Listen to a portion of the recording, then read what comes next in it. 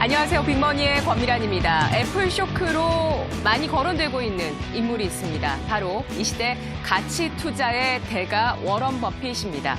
간밤 외신과 월가에서 애플에 대한 이야기들로 도배가 되면서 같이 거론이 됐었던 애플의 3대 주주 워런 버핏 버크셔 해서웨이 회장인데요.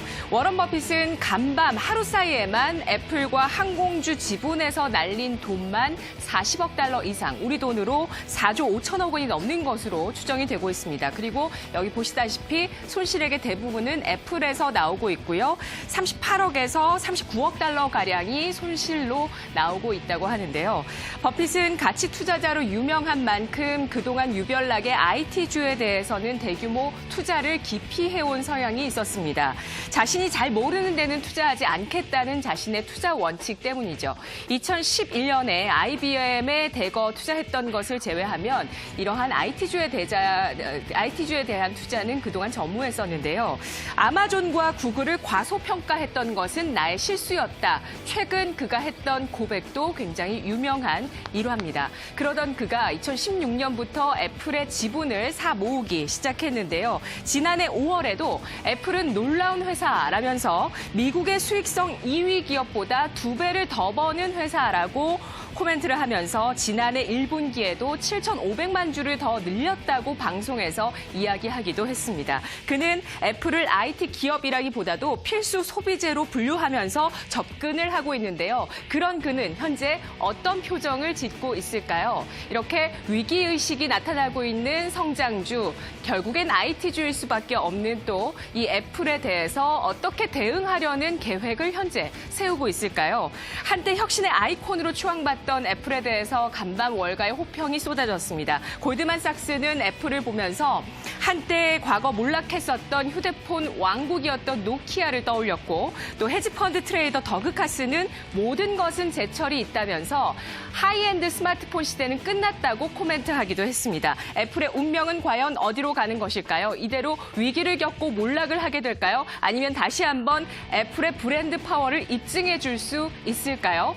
워런 버핏, 현재 손실을 겪고 낙담하고 있는 투자자들에게 이 같은 그의 하루의 손실폭이 위로가 될 수 있다. 이러한 언론사의 미국의 보도가 있기도 했었는데요. 글쎄요, 워런 버핏이 이끄는 버크셔 해서웨이 현금 1,000억 달러 이상을 보유 중입니다. 아무래도 만에 하나 애플이 무너지더라도 버크셔 해서웨이가 무너질 가능성은 크지 않을 것으로 보여지는데요. 현금을 1,000억 달러를 쥐고 있기 때문입니다.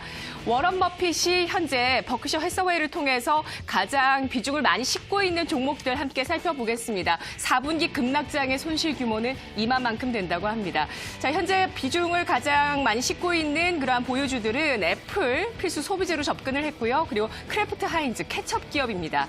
이 밖에 BOA, 아메리칸 익스프레스, US 뱅코프, 웰스파고 같은 카드사나 금융사 쪽의 비중을 많이 싣고 있는 그의 포트폴리오입니다. 자, 이 밖에도 주식 말고도 그는 또 뭘 가지고 있을까요? 주식, 현금 말고도 뭘 가지고 있는지 저는 위안보다 그가 어떤 포트폴리오를 더 구성하고 있는지가 더욱더 궁금해집니다. 그 어느 때보다 불확실성이 높아져 있는 구간인 지금은 예측보다도 균형 잡힌 포트폴리오가 중요하다라는 시각이 나오고 있는데요. 지수가 오를 거야, 내릴 거야 하는 예상보다도 어떤 현상이나 이슈에 흥분하기보다도 평정심을 유지하면서 분산 투자를 해나가는 것이 지금 구간에 굉장히 중요하다라고 이야기를 하고 있는데요. 주식시장 위험에 노출되어 있는 종목을 보유하고 계신다면 금이나 국채, 지수 인버스 ETF 같은 지수 하락에 베팅을 하거나 안전자산인 쪽, 엔화 같은 쪽에 대한 관심을 가지고 포트를 구성해보자라고 이야기를 하고 있고요. 또 무엇보다도 매수를 신중하게 그리고 현금 확보에 주력하는 전략, 약세장에서 더욱 강조되고 있는, 거듭 말씀드리고 있는 그러한 전략입니다. 이 전략에 수정을 가할 만한 어떠한 이슈는 아직은 없는 상황이네요. 이번 주는 김정은 북한 국무위원장의 신년사 그리고 우리 정부의 올해 경제정책의 방향 또 우리 기업인들의 신년사가 주를 이루는 소식들이었습니다. 올해 북한과 우리 정부 그리고 국내 기업들의 화두를 정리해 보겠습니다. 비핵화, 금강산 관광, 개성공단, 경제활력, 창업, 도전, 혁신, 글로벌 성장, 고객, 그리고 초격차입니다. 이런 키워드에 부합하는 그러한 앞서 나가는 성장하는 좋은 기업, 특히 글로벌로 자신의 어떤 가치를 입증해 보이는 그러한 기업들을 잘 골라보신다면 올해 주식 투자에서도 큰 성과를 내실 수 있을 겁니다. 빅머니에서 계속 함께 찾아보도록 하겠습니다. 경기가 안 좋더라도 언제든지 성장은 나올 수 있다라는 점에 주목을 해보시는 게 좋을 것 같은데요. 경제 부침, 또 둔화, 침체 같은 것들은 경제 정책의 결과다라는 이야기 오늘 한번 살펴보겠습니다. 세율과 세수의 상관관계를 가리키는 래퍼 곡선으로 유명한 경제학자 아서 래퍼 교수입니다.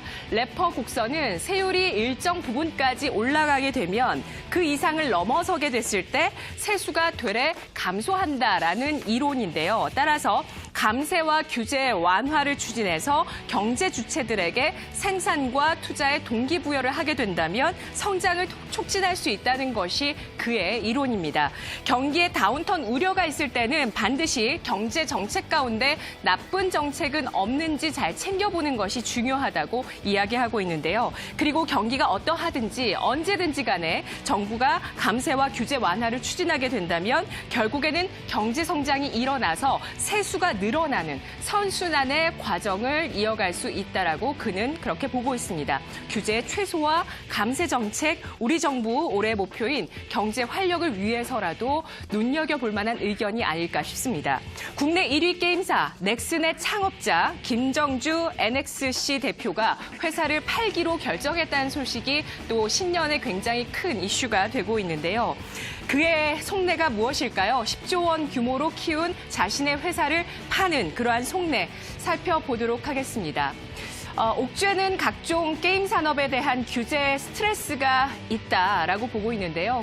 공정위의 규제라든지 게임 셧다운제 같은 여전히 국내에서 게임에 대한 부정적인 인식이 있다라는 부분, 또 매각의 적기라는 판단을 그가 했을 것이다라는 이야기도 나오고 있습니다. 자회사 네오플이 매출이 현재 역대 최고를 보여주고 있는데 세금 감면의 혜택이 종료되는 것을 감안해서 지금 그가 팔려는 것이 아니냐라는 이야기인데요. 넥슨 매각이 국내 게임 업계에 미치는 파장과 영향력들, 지금 현재 좀 위기감으로 다가오고 있는데요. 향후의 추이들 살펴보셔야 되겠습니다. 지수의 지지력 테스트 구간입니다. 4분기 실적 시즌 지수의 조정 강도는 어디까지 나올까요? 여러분은 주식시장 하락을 방어할 수 있는 안전모를 쓰고 계신가요? 이 시각 주요 경제 뉴스 오상혁 아나운서입니다.